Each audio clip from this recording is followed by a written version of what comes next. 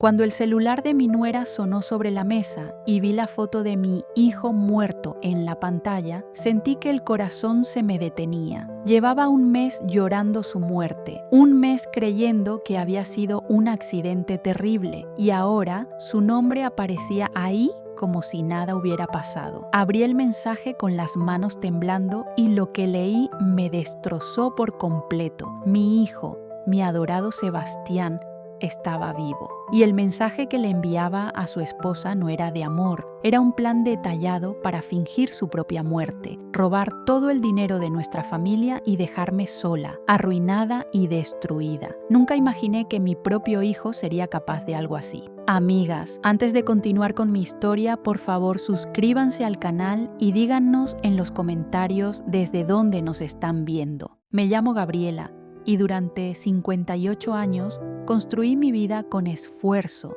dedicación y mucho sacrificio.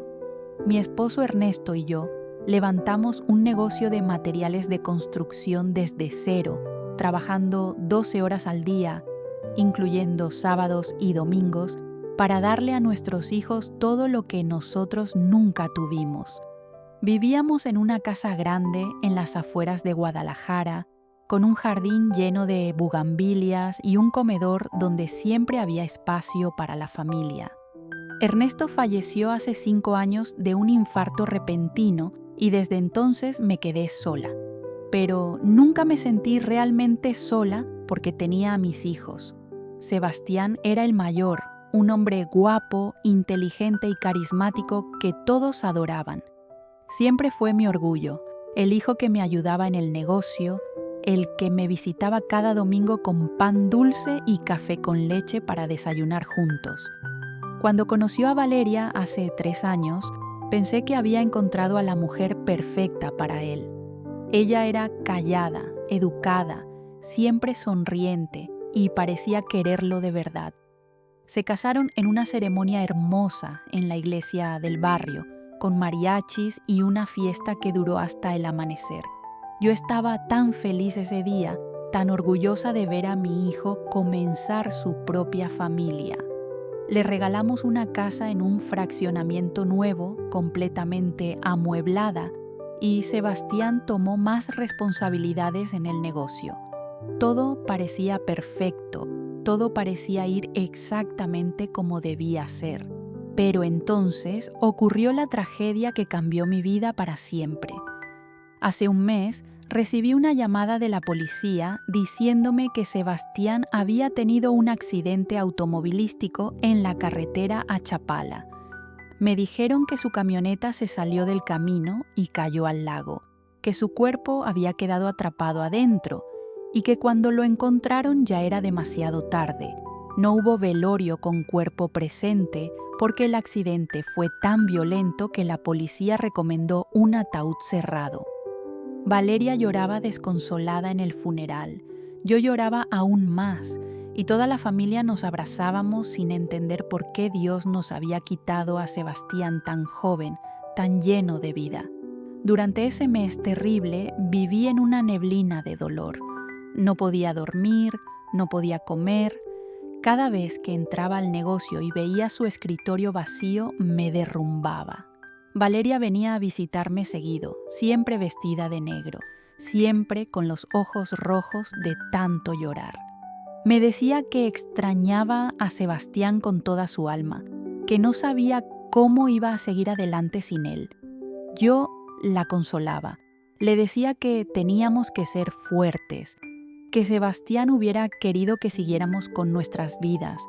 Nunca sospeché nada.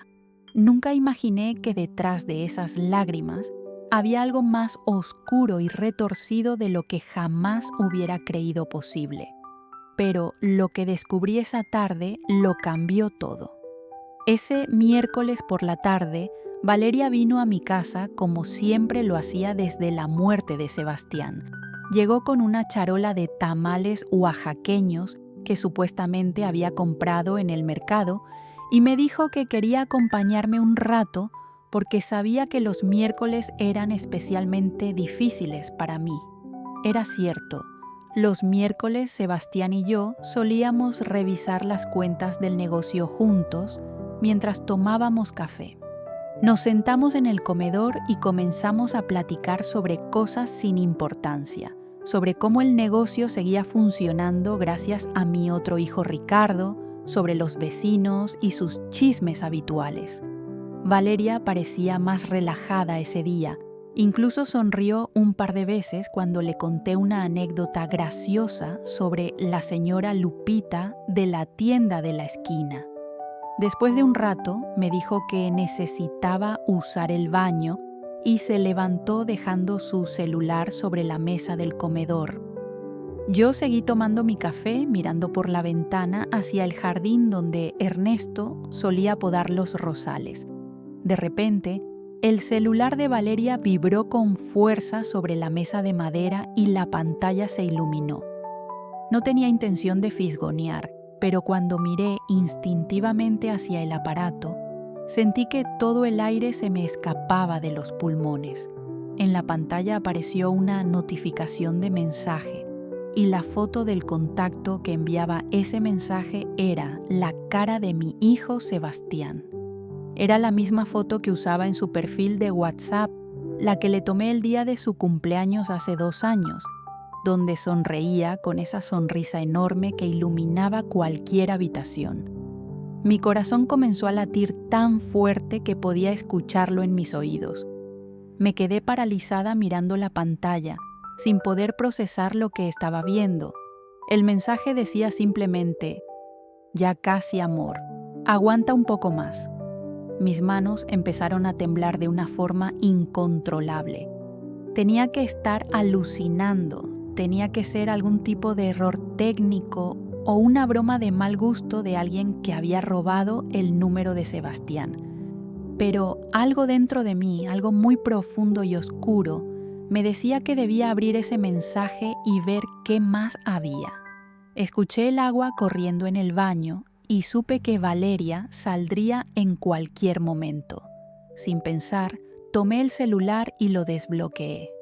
Valeria era tan confiada que ni siquiera tenía contraseña.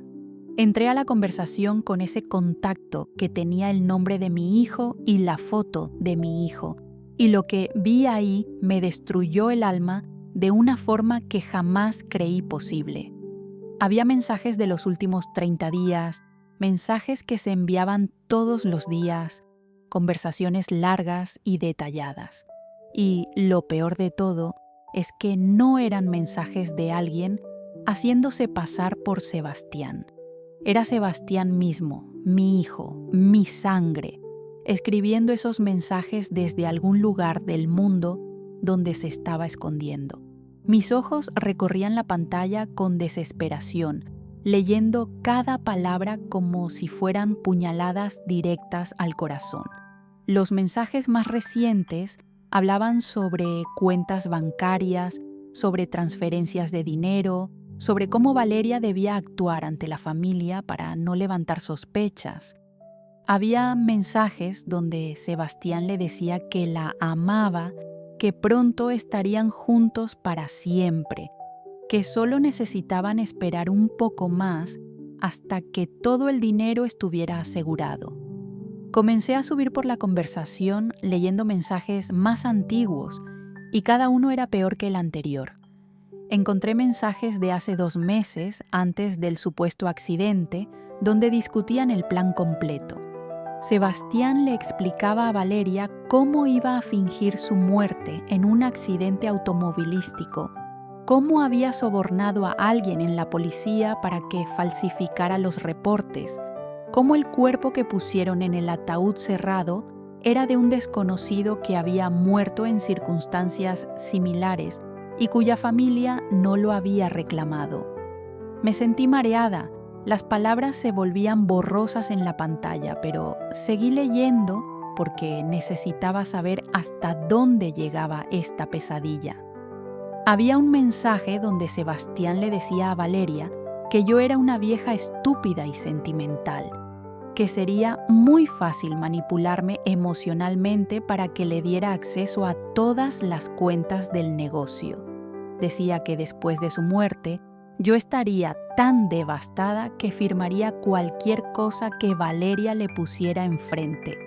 Y así fue exactamente como pasó. Durante este mes terrible, Valeria me había traído varios documentos para firmar, diciéndome que eran trámites normales del seguro de vida de Sebastián, papeles de herencia, cosas del banco relacionadas con las cuentas conjuntas que tenían. Yo firmé todo sin leer, sin cuestionar, porque estaba demasiado destruida por el dolor como para preocuparme por trámites burocráticos. Y mientras yo firmaba esos papeles con lágrimas cayendo sobre las hojas, mi hijo estaba en alguna playa tropical riendo de mi ingenuidad. Los mensajes también revelaban que ya habían transferido casi todo el dinero de las cuentas principales del negocio a cuentas en el extranjero. Habían vendido propiedades a nombre de empresas fantasma. Habían vaciado las inversiones que Ernesto y yo tardamos 30 años en construir. Todo se había ido. Todo se lo habían robado mientras yo lloraba la muerte de un hijo que nunca murió. Sentí que el piso se abría bajo mis pies, que todo mi mundo se desmoronaba en pedazos tan pequeños que nunca podría volver a armarlo. ¿Cómo era posible que mi propio hijo me hiciera esto? ¿Cómo pudo mirarme a los ojos durante años, aceptar mi amor, mi confianza, mi dedicación y planear destruirme de esta manera tan cruel? Escuché que la puerta del baño se abría y supe que Valeria estaba a punto de regresar. Y en ese momento supe que nada sería igual nunca más. Puse el celular exactamente donde estaba antes y me senté en mi silla tratando de controlar la respiración. Valeria regresó al comedor con su carita de niña buena, esa misma cara que había usado para engañarme durante 3 años. Se sentó frente a mí y siguió hablando de cosas sin importancia, pero yo ya no escuchaba sus palabras. La miraba como si la viera por primera vez, notando cada detalle que antes había ignorado. La forma en que sus ojos se movían cuando mentía, cómo sus manos jugaban con su cabello cuando inventaba alguna historia, la sonrisa falsa que nunca llegaba a sus ojos. Todo había estado ahí siempre, pero yo había estado demasiado ciega de amor maternal para verlo. Me preguntó si me sentía bien porque debía estar muy pálida, porque mi rostro debía reflejar el horror y la traición que sentía por dentro. Le dije que sí, que solo estaba cansada, que las noches sin dormir me estaban pasando factura. Ella asintió con esa expresión de preocupación fingida y me dijo que debía descansar más, que debía cuidarme porque Sebastián hubiera querido que yo estuviera bien. Quise gritarle que dejara de nombrar a mi hijo, que no tenía derecho a pronunciar su nombre después de lo que habían hecho, pero me contuve. Si algo aprendí en mis 58 años de vida, es que la venganza fría es mucho más efectiva que la rabia caliente. Necesitaba pensar, necesitaba un plan, necesitaba encontrar la forma de recuperar lo que me habían robado y de hacer que pagaran por cada lágrima que había derramado. Valeria se quedó un rato más y luego se despidió con un beso en la mejilla que me quemó la piel como si fuera veneno. Cuando escuché su carro alejarse, corrí a mi recámara y vomité. Vomité hasta que no quedó nada en mi estómago, hasta que solo salían arcadas secas y dolorosas. Después me senté en el borde de mi cama y lloré. Pero estas lágrimas eran diferentes a las que había llorado durante el último mes.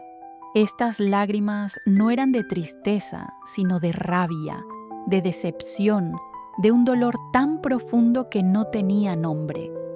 Pensé en llamar a la policía de inmediato, en denunciar todo, en hacer que arrestaran a Valeria esa misma noche.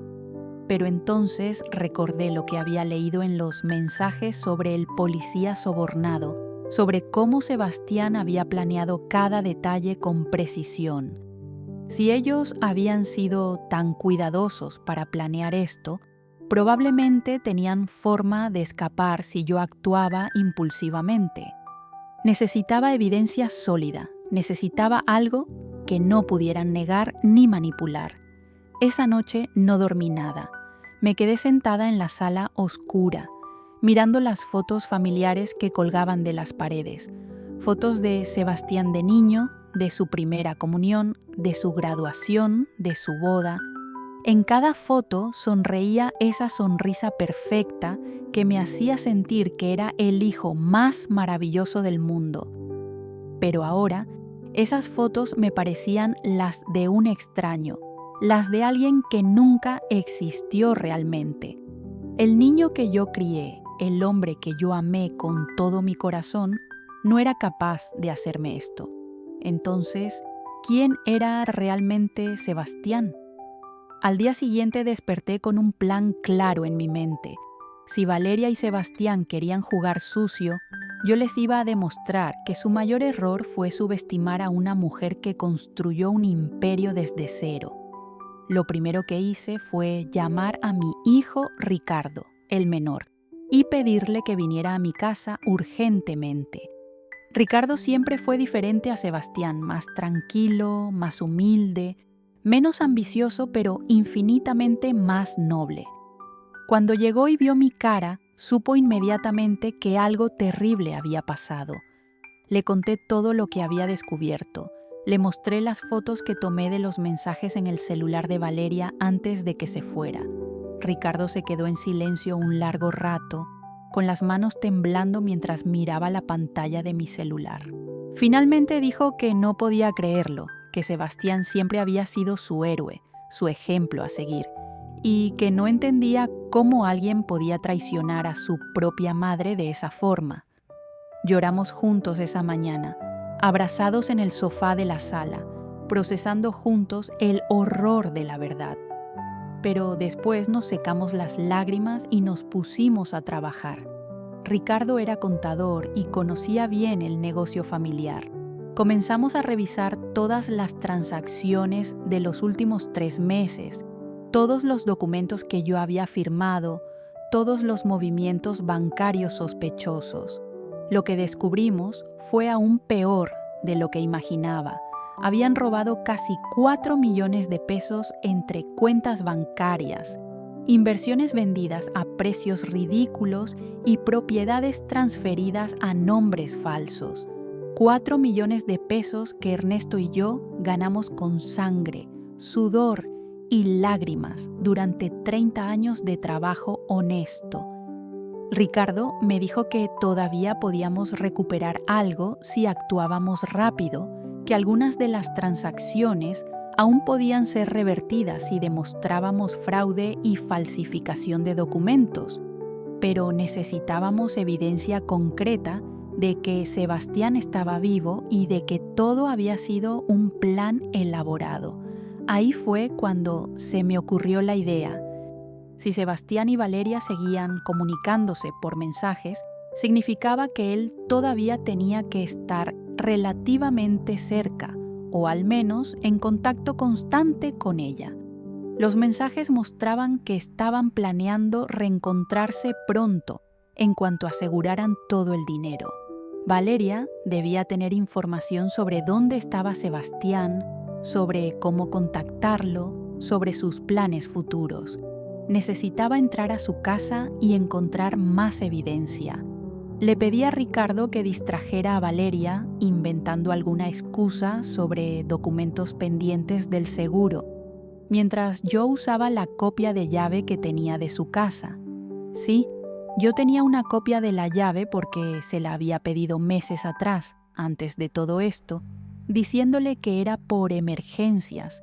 Irónico que ahora esa llave sería usada precisamente para una emergencia, aunque no del tipo que ella imaginó. Ricardo llamó a Valeria y le pidió que lo encontrara en la notaría para revisar unos papeles urgentes.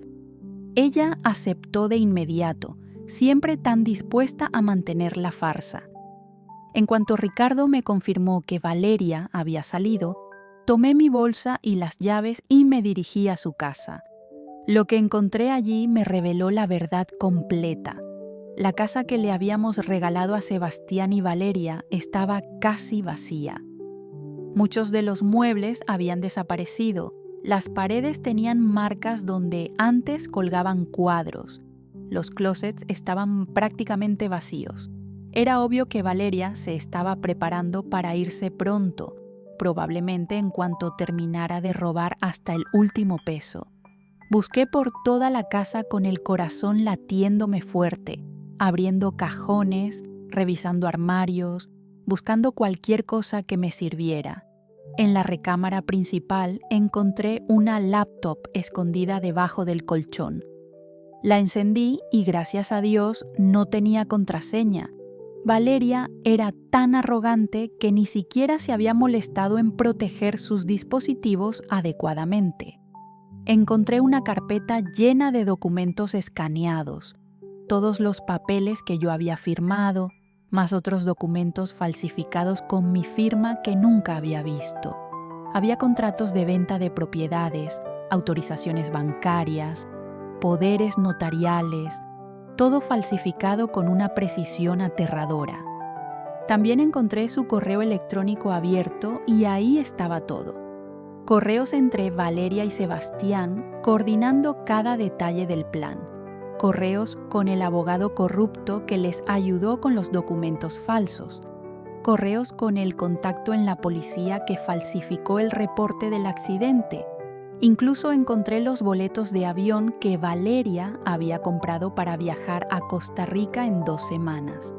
2 boletos, uno para ella y uno a nombre de un tal Marco Antonio Flores, que obviamente era la nueva identidad de mi hijo. Tomé fotos de absolutamente todo con mi celular, cada documento, cada correo, cada mensaje. Descargué toda la carpeta en una memoria USB que llevaba en mi bolsa. Después seguí buscando y en el buró encontré un teléfono celular viejo, de esos que ya casi nadie usa. Lo encendí y descubrí que era el teléfono que Valeria usaba exclusivamente para hablar con Sebastián. Había mensajes recientes donde coordinaban el encuentro final. Sebastián le decía que estaba en un hotel en Puerto Vallarta, que ya tenía lista la documentación falsa para ambos, que pronto estarían tomando piña coladas en una playa de Centroamérica mientras su estúpida madre lloraba su muerte. Esas fueron sus palabras exactas. Su estúpida madre. Sentí que algo se rompía dentro de mí al leer esas palabras. No era solo la traición del dinero, era la crueldad absoluta de sus palabras, el desprecio total hacia la mujer que le dio la vida y sacrificó todo por él. En ese momento dejé de ver a Sebastián como mi hijo. Se convirtió en un extraño, en un criminal, en alguien que merecía pagar por cada segundo de sufrimiento que me causó. Tomé fotos de todo, en ese teléfono también, y luego lo dejé exactamente donde lo encontré. Revisé mi reloj y vi que ya llevaba casi 1 hora en la casa. Ricardo no podría mantener a Valeria distraída mucho más tiempo sin que ella sospechara. Salí de la casa con cuidado, asegurándome de que todo quedara exactamente como lo encontré, y manejé de regreso a mi hogar con la memoria USB y cientos de fotos que eran suficiente evidencia para destruir completamente sus planes. Pero no iba a ir a la policía todavía, tenía un plan mejor. Esa noche reuní a Ricardo y a mi hermano Alfonso, que era abogado penalista con muchos años de experiencia. Les mostré toda la evidencia que había recopilado y Alfonso se quedó impactado con la cantidad de delitos que Sebastián y Valeria habían cometido. Falsificación de documentos, fraude, lavado de dinero, soborno de autoridades, estafa agravada. Podían pasar décadas en prisión con toda esta evidencia, pero Alfonso me advirtió que teníamos que ser muy cuidadosos. Si Sebastián había sobornado a alguien en la policía, no podíamos simplemente presentar una denuncia normal porque podrían alertarlo y darle tiempo de escapar. Necesitábamos ir directamente con autoridades federales, con gente que no estuviera involucrada en la corrupción local. Alfonso tenía contactos en la Fiscalía General y en la Policía Federal. Me dijo que con esta evidencia podían armar un caso sólido, pero que necesitaban atrapar a Sebastián en persona, no solo a Valeria. Si arrestaban a Valeria primero, Sebastián huiría y nunca lo encontrarían. Tenían que esperarle la fecha del reencuentro. Según los mensajes, Sebastián y Valeria planeaban encontrarse en Puerto Vallarta en 10 días, en un hotel específico frente a la playa, y de ahí viajar juntos hacia Costa Rica. Ese era el momento perfecto para la trampa. Alfonso coordinó todo con sus contactos federales. Armaron un operativo completo para arrestar a ambos cuando se encontraran en el hotel. Pero faltaba un detalle importante. Valeria tenía que creer que todo seguía según el plan, que yo no sospechaba nada, que seguía siendo la vieja tonta y destrozada que ellos pensaban que era. Así que durante los siguientes 10 días actué como la mejor actriz del mundo. Seguí recibiendo a Valeria en mi casa, seguí llorando con ella por la muerte de Sebastián, seguí firmando los últimos documentos que me ponía enfrente mientras Alfonso discretamente fotografiaba todo para añadirlo a la evidencia. Valeria me traía pan dulce del mercado, me preparaba té de manzanilla, me abrazaba mientras yo lloraba en su hombro. Y cada abrazo, cada palabra falsa de consuelo, cada lágrima fingida, solo hacía crecer mi determinación de verla pagar. Incluso le di dinero extra en 2 ocasiones cuando me dijo que estaba teniendo problemas financieros por la muerte de Sebastián. Le di 50,000 pesos en efectivo que ella tomó con esa carita de agradecimiento, mientras por dentro probablemente se reía de mi estupidez. Pero yo sabía que cada peso que le daba era solo más evidencia, más prueba de la estafa sistemática que habían planeado. Ricardo también actuó perfectamente. Siguió tratando a Valeria con cariño fraternal, preguntándole cómo estaba, ofreciéndole ayuda con los trámites. Ella nunca sospechó que sabíamos la verdad. Nunca imaginó que mientras ella se preparaba para su escape triunfal hacia una vida de lujo comprada con nuestro dinero, nosotros estábamos preparando su arresto. Los días pasaron lentamente, cada uno más difícil que el anterior, pero finalmente llegó el día señalado. Lo que pasó después fue justicia en su forma más dulce. El día del operativo, Alfonso me pidió que me quedara en casa y esperara noticias, pero no pude hacerlo. Necesitaba estar ahí, necesitaba ver con mis propios ojos cómo arrestaban al hijo que me traicionó de la forma más vil. Viajé a Puerto Vallarta con Ricardo y nos quedamos en un hotel diferente al que habían elegido Sebastián y Valeria. Alfonso nos mantuvo informados de cada detalle. Valeria había salido de Guadalajara temprano en la mañana, manejando hacia Puerto Vallarta con 2 maletas grandes. Los agentes federales la siguieron discretamente todo el camino. Llegó al hotel como a las 3 de la tarde y subió a una habitación en el 5º piso. Los agentes ya tenían vigilado todo el hotel, habían coordinado con la administración, tenían cámaras en los pasillos. Solo faltaba que Sebastián apareciera. Y apareció a las 6 de la tarde, justo cuando el sol empezaba a ponerse sobre el Océano Pacífico. Llegó en un taxi, vestido con ropa casual, con lentes de sol y una gorra, como si eso fuera suficiente disfraz. Lo vi en las pantallas de video que los agentes federales habían instalado en su centro de comando y sentí que me ahogaba. Era mi hijo, estaba vivo, caminando tranquilamente hacia el hotel como si nada, como si no hubiera destruido a su propia madre. Se veía bronceado, relajado, hasta feliz. Mientras yo había pasado un mes en el infierno llorando su muerte, él había estado disfrutando la vida en alguna playa paradisíaca. Subió al 5.º piso y tocó la puerta de la habitación donde estaba Valeria. Ella abrió y se abrazaron con tanta pasión que tuve que apartar la mirada. Alfonso me puso una mano en el hombro y me dijo que respirara, que pronto todo terminaría.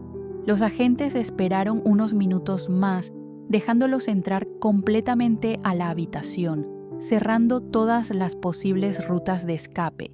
Y entonces actuaron. Tocaron la puerta con fuerza, gritando que era la Policía Federal. Escuché gritos confusos desde adentro, luego un golpe fuerte. Los agentes derribaron la puerta y entraron con armas en mano. Sebastián trató de escapar por el balcón, pero había agentes esperándolo ahí también. Lo esposaron mientras él gritaba que había un error, que quién era, que lo confundían con alguien más. Valeria se tiró al piso llorando, rogando que no la arrestaran, diciendo que ella no había hecho nada. Los agentes les leyeron sus derechos mientras yo observaba todo desde una camioneta estacionada afuera del hotel. Ricardo lloraba a mi lado, destrozado de ver a su hermano esposado. Yo no lloré, ya no me quedaban lágrimas para Sebastián. Los sacaron del hotel esposados, rodeados de agentes federales, mientras algunos turistas sacaban sus teléfonos para grabar la escena. Sebastián iba con la cabeza agachada, tratando de cubrir su rostro. Valeria seguía llorando histéricamente. Cuando los metieron en las patrullas diferentes, Sebastián finalmente levantó la vista y nuestros ojos se encontraron por un segundo. Yo estaba parada en la acera, a pocos metros de distancia, mirándolo directamente. Vi el momento exacto en que me reconoció. Vi cómo sus ojos se abrían con shock absoluto, y lo que hice después lo dejó completamente destruido. Me acerqué lentamente a la patrulla donde lo tenían, mirándolo fijamente a través de la ventana. Los agentes me dejaron acercarme porque Alfonso les había explicado quién era yo y lo que estos criminales me habían hecho. Sebastián golpeaba el vidrio desde adentro, gritando mi nombre, diciendo que podía explicarlo todo, que por favor lo escuchara. Su voz sonaba desesperada, aterrada, completamente diferente al tono arrogante y cruel de sus mensajes. Le dije tranquilamente, lo suficientemente fuerte para que me escuchara a través del vidrio, que ya no tenía nada que explicar, que había leído cada uno de sus mensajes, que había visto cada documento falsificado, que sabía exactamente lo que había planeado hacer con el dinero que su padre y yo tardamos toda una vida en ganar. Le dije que había leído cómo me llamaba su estúpida madre, cómo se reía de mi dolor, cómo planeaba dejarme en la ruina total mientras él disfrutaba una vida de lujo. Sebastián comenzó a llorar, un llanto feo y desesperado de alguien que sabe que perdió todo. Empezó a rogar, a decir que lo sentía muchísimo, que había cometido un error terrible, que era la ambición lo que lo cegó, que por favor lo perdonara. Me suplicó como nunca antes lo había visto suplicar por nada. Pero yo me mantuve firme, con la espalda recta y la mirada fría. Le dije que el hijo que yo crié había muerto realmente hace un mes, que el hombre que tenía frente a mí era un extraño, un ladrón, un mentiroso que no merecía mi perdón ni mi amor. Le dije que iba a pasar muchos años en prisión y que cada día que pasara ahí podría reflexionar sobre cómo destruyó a su propia familia por avaricia. Valeria también gritaba desde su patrulla, diciendo que todo había sido idea de Sebastián, que ella solo había seguido sus órdenes porque lo amaba, que ella también era una víctima. Pero yo sabía la verdad. Había leído los mensajes donde ella sugería formas de sacar más dinero, donde ella planeaba los documentos falsos, donde ella disfrutaba imaginando la vida lujosa que tendrían. Era tan culpable como él. Los agentes arrancaron las patrullas y se los llevaron. Sebastián seguía gritando mi nombre por la ventana trasera mientras se alejaban. Me quedé ahí parada en la acera hasta que las patrullas desaparecieron de mi vista. Ricardo me abrazó y finalmente dejé salir todo.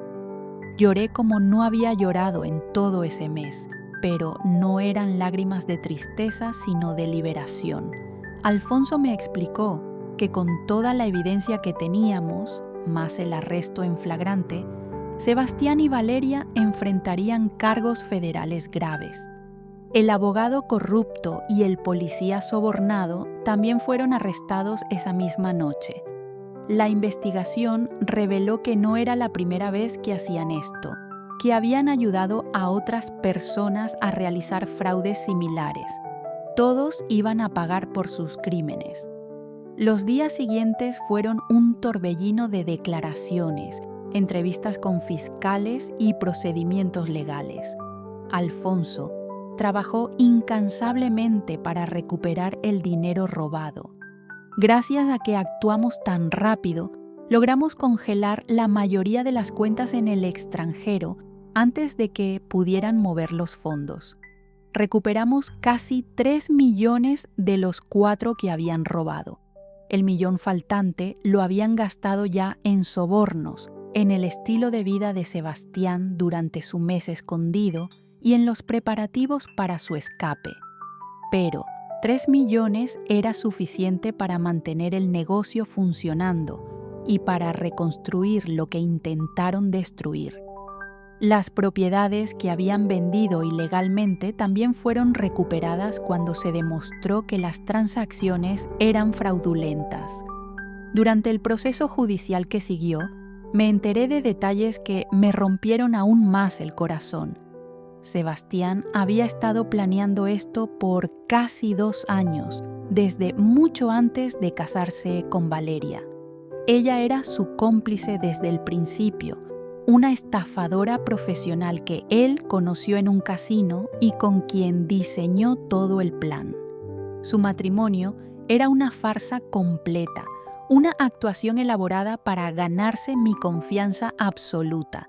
Incluso el amor que demostraban el uno por el otro era real solo en el sentido de que eran 2 criminales enamorados de su próxima estafa.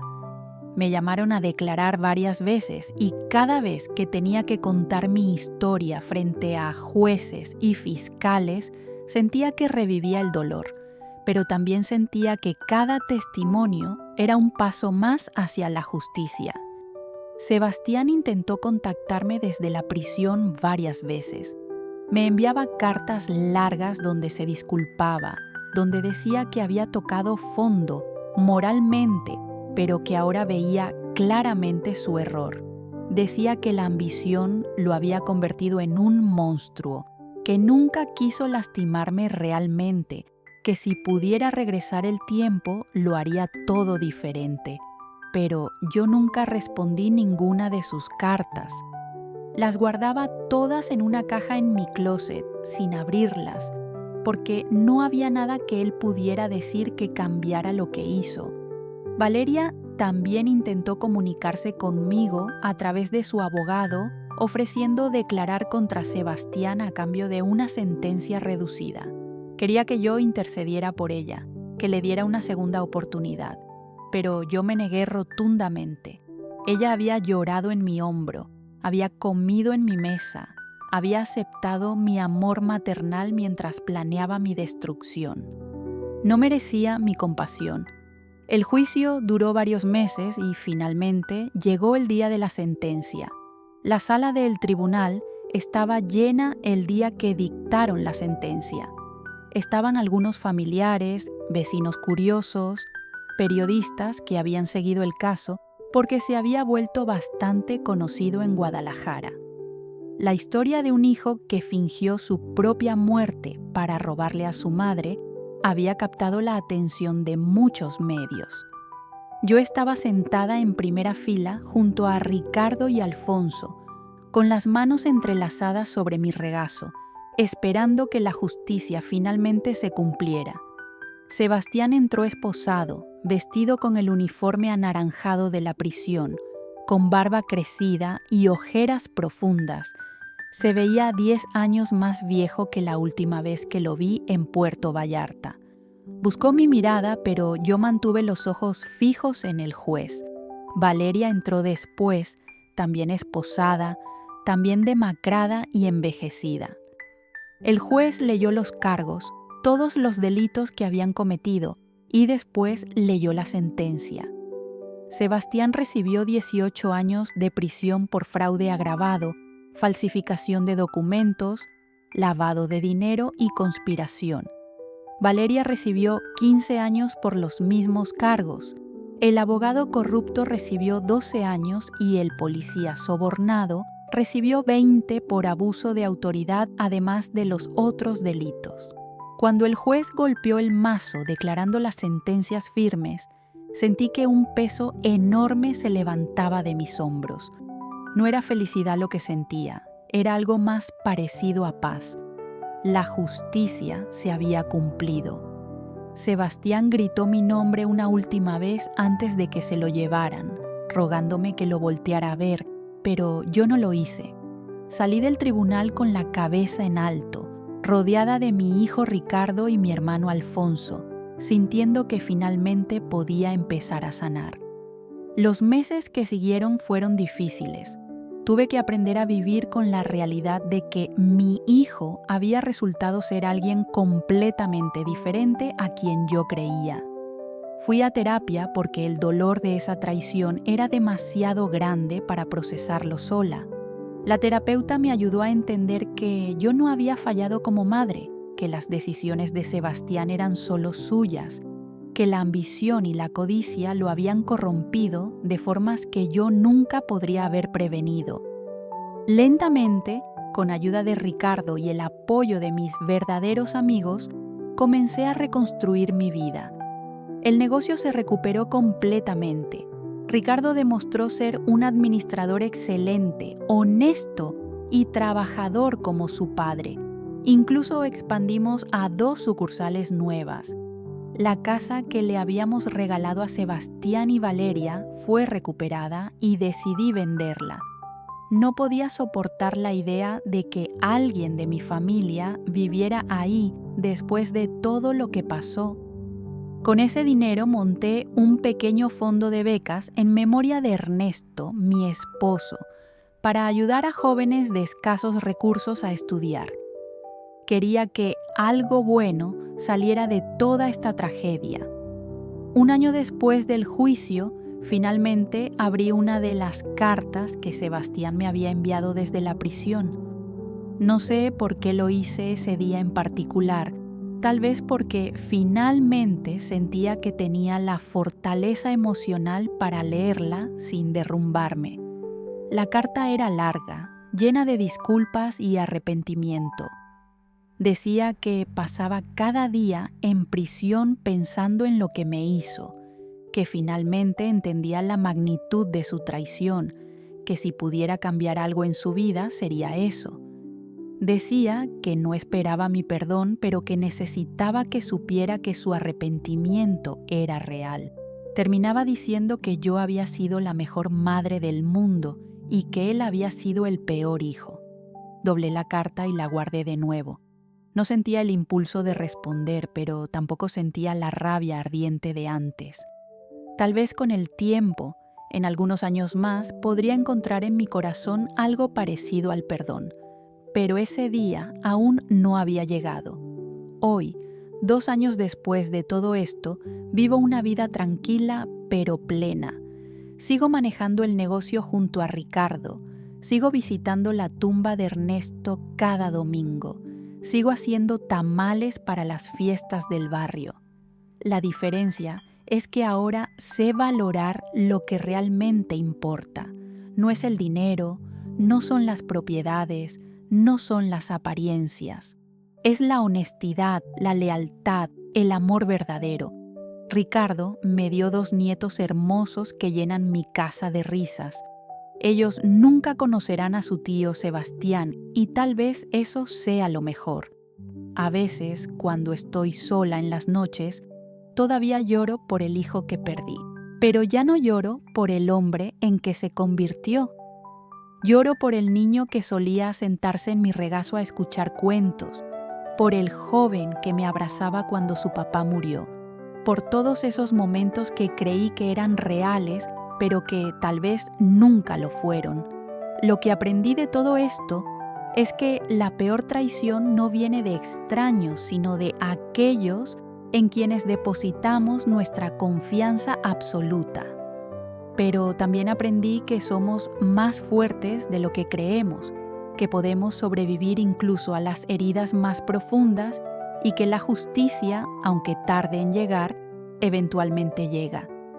Mi nombre es Gabriela, tengo 60 años y esta es la historia de cómo mi propio hijo intentó destruirme y cómo logré sobrevivir para contarlo. Si hay algo que quiero que alguien aprenda de mi experiencia es esto: nunca permitan que nadie, ni siquiera su propia sangre, les robe su dignidad. Luchen por lo que es suyo, defiendan su verdad y nunca se rindan ante la injusticia. Porque al final, lo único que realmente tenemos es nuestra integridad y eso nadie nos lo puede quitar a menos que se lo permitamos.